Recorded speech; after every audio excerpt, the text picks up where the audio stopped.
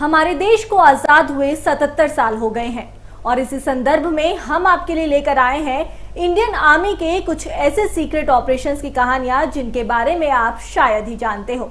आज हम बात करेंगे आर्मी के एक ऐसे मिशन के बारे में जिसकी वजह से आज हैदराबाद हमारे देश का एक अटूट हिस्सा है, जिसका नाम है ऑपरेशन पोलो। नमस्कार, मैं निकिता शुक्ला, बहुत बहुत स्वागत है आपका इंडिया न्यूज में। आइए आपको बताते हैं क्या है ऑपरेशन पोलो।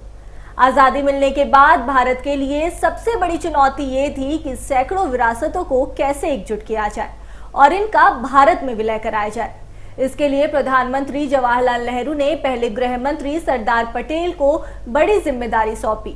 करीब 550 से ज्यादा रियासतों को भारत में शामिल होने का न्योता दिया गया, जिनमें से ज्यादातर रियासतों ने आसानी से सरकार की बातें मान ली और भारत में अपना विलय कर लिया।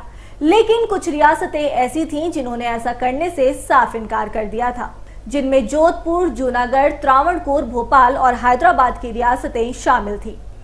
इन सभी रियासतों में से 4 रियासतों को जैसे तैसे अपनी शानदार कूटनीति से सरदार पटेल ने भारत में विलय कर लिया, लेकिन हैदराबाद ने साफ इनकार कर दिया। बता दें कि हैदराबाद रियासत देश की सबसे धनी और सबसे बड़ी रियासत थी। हैदराबाद की अपनी सेना और रेल सेवा थी। वहां के प्रशासकों को निजाम कहा जाता था। हैदराबाद के आखिरी निजाम उस्मान अली खान थे, जिन्हें मनाने के लिए सरदार पटेल ने कई प्रस्ताव रखे, लेकिन निजाम इस बात पर अड़ा रहा कि हैदराबाद को भारत से अलग रखा जाए। इसके बाद निजाम को भारत में विलय के लिए 3 महीने का वक्त दिया गया, लेकिन 3 महीने बीत जाने के बाद भी निजाम और उनके आसपास के लोगों ने ऐसा करने से साफ इनकार कर दिया। वहीं सरदार पटेल की तरफ से भी यह साफ कर दिया गया था कि अगर निजाम भारत में विलय के लिए तैयार नहीं होते हैं तो उनके खिलाफ सैन्य कार्रवाई होगी, और आखिरकार वही हुआ।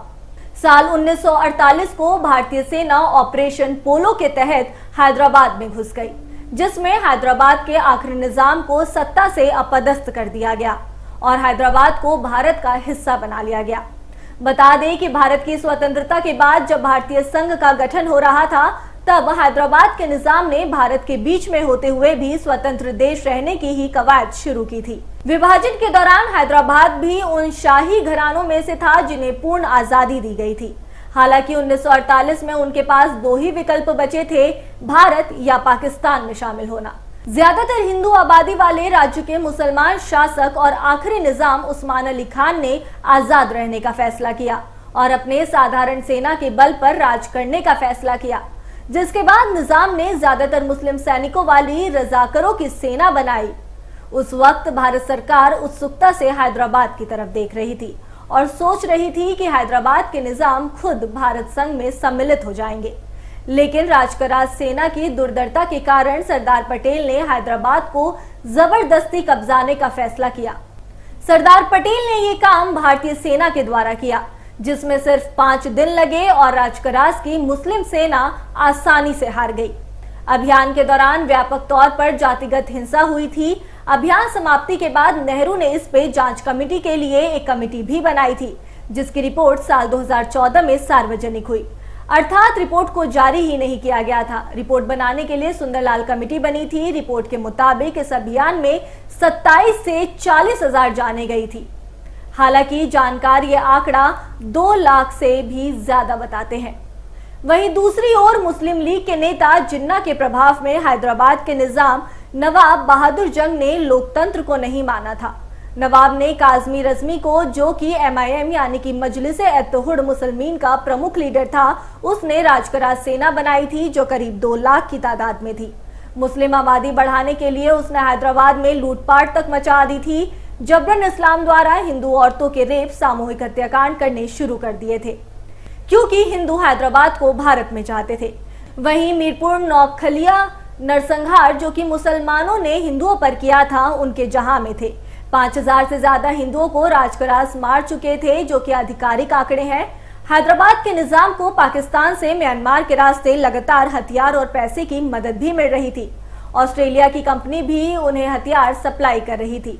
तब पटेल ने तय किया कि इस तरह तो हैदराबाद भारत के दिल में नासूर बन जाएगा, और तब आर्मी ऑपरेशन पोलो को प्लान किया गया।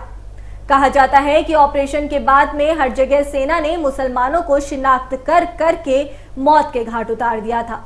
आपको बता दें कि उस दौर में हैदराबाद में सबसे ज्यादा पोलो के मैदान थे, इसलिए सैन्य कार्रवाई को ऑपरेशन पोलो का नाम दिया गया था।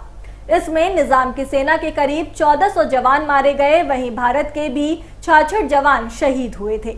इस करारी हार के बाद निजाम ने आत्मसमर्पण का ऐलान कर दिया और आखिरकार हैदराबाद का भारत में विलय हुआ। अगर आपको हमारा ये वीडियो पसंद आया हो तो चैनल को लाइक, शेयर, सब्सक्राइब करना मत भूलिएगा। तब तक के लिए धन्यवाद।